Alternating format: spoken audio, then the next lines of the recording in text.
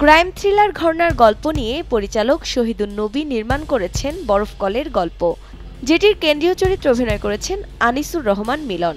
যখন থেকেই বরফকলের গল্প সিরিজের কথা প্রকাশ পেয়েছে, তবে থেকে দর্শকের অপেক্ষাও হয়তো ছিল সিরিজটার দেখা মিলবে কবে। তবে দর্শকদের জন্য সুখবর হলো ৬ পর্বের ওয়েব সিরিজটি সম্পূর্ণ বিনামূল্যে দেখা যাবে, তবে মাত্র একদিনের জন্য, আর সেটা দেশীয় ওটিটি প্ল্যাটফর্ম বিঞ্জে। এই সিরিজটি মূলত ৬ পর্বে সাজানো হয়েছে।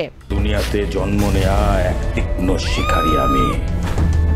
রোববার দিনগত রাত ১২টা থেকে সোমবার রাত ১২টা পর্যন্ত বরফকলের গল্প দেখা যাবে বিনামূল্যে। পরদিন থেকে কেউ দেখতে চাইলে মূল্য পরিশোধের মাধ্যমে দেখতে হবে।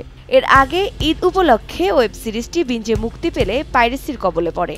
তবে নতুন করে বেশ কিছু পরিবর্তন এনে বরফকলের গল্প প্রকাশ করা হচ্ছে অ্যাপটিতে। সব ছারখার।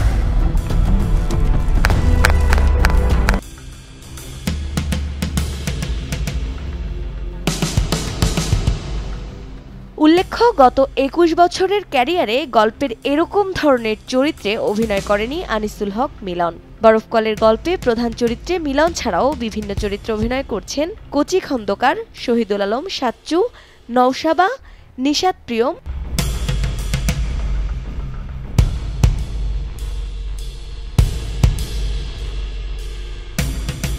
ক্রান্তি সারোয়ার।